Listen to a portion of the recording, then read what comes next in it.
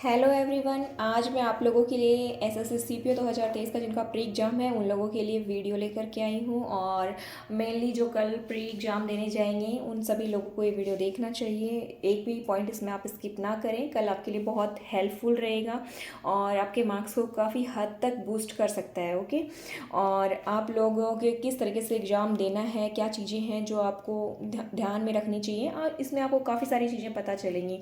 मैं आप लोगों को मेनली 7 पॉइंट्स डिस्कस करूंगी, तो हम ज़्यादा टाइम ना लगाते हुए हम फर्स्ट पॉइंट से डिस्कस करते हैं। फर्स्ट पॉइंट है टाइम मैनेजमेंट। तो आप लोगों को जैसे पता ही है कि इसमें आपके 4 सेक्शंस आते हैं और आपके 200 मार्क्स का पेपर है और आपको 200 क्वेश्चंस मिलेंगे और 2 घंटे का टाइम मिलेगा। तो आप किस तरीके से मैनेज कर सकते हैं, जैसे जीके जीएस है तो इसको आपको 7 से 8 मिनट देनी है। और अगर 1-2 मिनट ऊपर नीचे होता है तो उसको लेकर के आप पैनिक ना करें, ये आप पे डिपेंड करता है आप दूसरे सेक्शन में कैसे मैनेज कर लेते हैं। किसी का मैथ्स ज़्यादा वो होता है, अच्छा होता है, किसी का रीजनिंग अच्छा होता है, किसी का इंग्लिश, तो वो मैनेज कर लें आप अपने अकॉर्डिंग।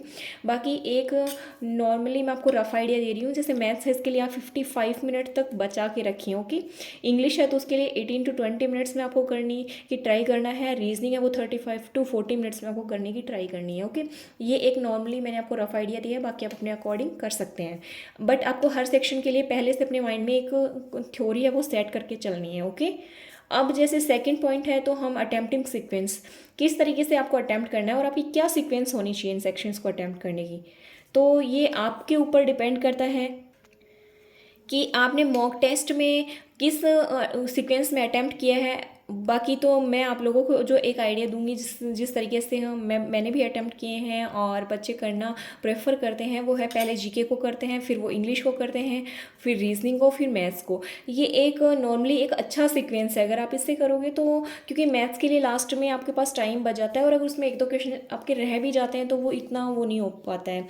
बाकी आपके जीके, इंग्लिश और रीजनिंग में जो क्वेश्चन आपको आते हैं वो आप अच्छे से कर पाते हैं। ओके, अब थर्ड पॉइंट है जो मेन इंपॉर्टेंट है, डीमोटिवेशन और पैनिक। आपको बिल्कुल भी डीमोटिवेट नहीं होना है। कल के दिन मैं जानती हूँ आप लोग जब एग्ज़ाम देने जाओगे आप पहले से ही ओवर थिंकिंग भी होती है कि मेरा एग्ज़ाम कैसा जाएगा, अगर अच्छा नहीं हुआ तो क्या करूँगा। किसी पे फैमिली प्रेशर है, किसी पे जॉब लगने का प्रेशर है, किसी का लास्ट अटैम्प्ट है, किसी का फर्स्ट अटैम्प्ट है, तो बहुत सारी चीज़ें हैं, आप लोग पैनिक करने लगते हैं। बट मैं आप लोगों को बता दूं, अगर आप डीमोटिवेट होंगे और पैनिक करेंगे तो आपका एग्ज़ाम ख़राब होने के ही चांसेस ज़्यादा हैं, अच्छा होने का तो कोई सवाल ही नहीं बनता। तो इससे बेटर है कि आप डीमोटिवेट ना हो, बल्कि एकदम से नॉर्मल वे में आप एग्ज़ाम दे करके आएँ, तो आपको एक अच्छा स्कोर भी मिल सकता है। तो इससे आप ये आपको बहुत अच्छे से ध्यान में रखना है, डीमोटिवेट तो आपको बिल्कुल भी नहीं होना है। ओके, अब फोर्थ पॉइंट है सिली मिस्टेक्स। अब ये थर्ड पॉइंट से कनेक्टेड है। अगर आप डिमोटिवेट होते हो, आप पैनिक करते हो थोड़ा सा भी, तो सिली मिस्टेक्स होने के चांसेस हैं वो बढ़ जाते हैं हमसे। और सिली मिस्टेक्स ऐसा नहीं है कि आपसे बिल्कुल भी नहीं होंगी, हाँ एग्जाम में सिली मिस्टेक्स होती हैं कई बार। हम एग्जाम वो प्रेशर भी होता है तो उसमें हमसे सिली मिस्टेक्स हो जाती हैं। बट अगर आप पैनिक करते हैं तो वो सिली मिस्टेक्स होने के चांसेस और ज़्यादा बढ़ जाते हैं। आप सोच भी नहीं सकते, आप ऐसे ऐसे क्वेश्चंस में सिली मिस्टेक्स आपसे हो जाएंगी कि आप जब आंसर की चेक करोगे, आपका रिजल्ट आएगा, तो आप खुद उस चीज़ के लिए ऐसा फील करोगे कि यार ये कैसे हो सकता है। ओके, तो आप लोगों को ये बिल्कुल ध्यान में रखना है कि पैनिक करके आपको सिली मिस्टेक्स बिल्कुल भी नहीं करनी है। ओके, अब फिफ्थ पॉइंट है स्किपिंग क्वेश्चंस। आप लोगों को ये स्किपिंग क्वेश्चंस की आर्ट है ना, ये आप आनी चाहिए। अगर आप स्किप क्वेश्चन को देखते ही अगर आप स्किप नहीं करेंगे, अगर उसमें टाइम लगाएंगे, तो जो आने वाले क्वेश्चंस हैं वो आपसे छूट जाएंगे और उनको आप अच्छे से नहीं कर पाएंगे।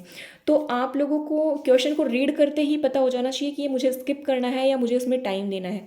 अगर आपको क्वेश्चन आता है और आपको लगता है मैं इसे कर सकता हूँ, तो ही आप उस क्वेश्चन पे रुकें, अदरवाइज उसको आप जल्दी से आप स्किप कर सकते हैं। ओके, अब सिक्स पॉइंट है वो है कामनेस। ये भी मैंने आपको जो थर्ड पॉइंट बताया है डिमोटिवेशन, इससे रिलेटेड है। आपको डिमोटिवेट नहीं होना है, पैनिक नहीं करना है, आपको क्या रहना है, बिल्कुल काम रहना है। जब आप एग्ज़ाम दोगे और एकदम से काम रहोगे तो आप सच में एक बहुत अच्छा स्कोर कर पाओगे। ये मेरा खुद का पर्सनल एक्सपीरियंस है कि मैंने देखा है जब हम पैनिक करते हैं तो हम कुछ भी अच्छा नहीं कर पाते हैं, आती हुई चीज़ को भी हम ख़राब कर देते हैं। और जब हम काम रहते हैं, बिल्कुल हम कूल रहते हैं, तो हमारा जो जो चीज़ें हमें कई बार नहीं भी आती हैं, वो चीज़ें उनको हम करने की ट्राई करते हैं तो वो हमसे हो जाती हैं और हम एक अच्छे वे में उन्हें कर पाते हैं। ओके, अब जो सेवन्थ पॉइंट है वो है रिक्वायर्ड डॉक्यूमेंट्स।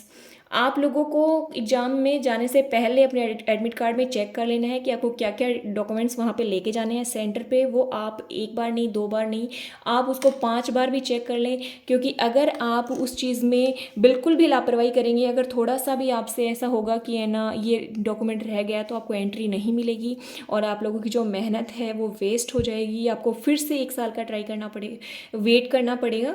तो इसलिए इस चीज़ का आप स्पेशली ध्यान रखें। और एक और लास्ट पॉइंट मैं आप लोगों को बता देती हूँ, आपको टाइम पे सेंटर पे पहुँचना है। अगर आप 1 मिनट भी लेट होते हैं तो आपको एंट्री नहीं दी जाती है। ये बहुत ही स्ट्रिक्ट रूल है, तो आप लोग इस चीज़ का बहुत अच्छे से ख्याल रखें। अगर आपसे सेंटर दूर है तो आप पहले ही वहाँ पे पहुँच जाएं, चाहे ज़्यादा जल्दी आप निकल जाएं। एक दिन की बात है, आप जल्दी उठ सकते हैं और आप आधा घंटा पहले वहाँ पे पहुँच जाएं, जिससे कि आपको अच्छे से एंट्री आपकी हो जाए। ओके, फिर आप अपनी सीट पे जाके बैठेंगे, वहाँ पे भी खुद को रिलैक्स करें। ऐसे नहीं है कि आप भागे भागे एंड मोमेंट पे एंट्री ले रहे हैं, आप रिलैक्स है नहीं, फिर आपको फॉर्म फिल करने के लिए दे दिया जाता है, आगे की फॉर्मेलिटीज़ होती है वो आप कंप्लीट कर रहे हैं, फिर सडनली पेपर स्टार्ट हो जाता है। तो इस तरीके से आप ना करें, ये आपके लिए फ़ायदे की बात नहीं है। ओके, तो ये चीज़ें आप ध्यान में रखें और all the very best for your exam. आपको अपना बेस्ट देना है। और हाँ, एक चीज़ और, आपको वाटर बॉटल लेके जानी है, क्योंकि आप पैनिक करेंगे, कुछ भी होगा, तो आप पानी की छोटी छोटी सिप ले सकते हैं। और ऐसा नहीं है कि आपको एक साथ बहुत सारा पानी पीना है, आप पैनिक करें तो आपने पी लिया। आपको छोटी छोटी सिप्स लेनी है और वो छोटी वाटर बॉटल आपको साथ में लेकर के जानी है। ये एक एडिशनल पॉइंट मैंने आप लोगों को बताया है। ओके, तो अब आप लोग इन चीज़ों का ध्यान रखें। और जैसा भी आपका एग्ज़ाम, कल जिन जिन बच्चों का एग्ज़ाम है, तो वो एग्ज़ाम दे करके आगे कमेंट सेक्शन में ज़रूर बताएं कि उनका एग्ज़ाम कैसा रहा, वो रिव्यू दे सकते हैं। Okay, so again all the very best for your exam, give your best. Okay, thank you so much.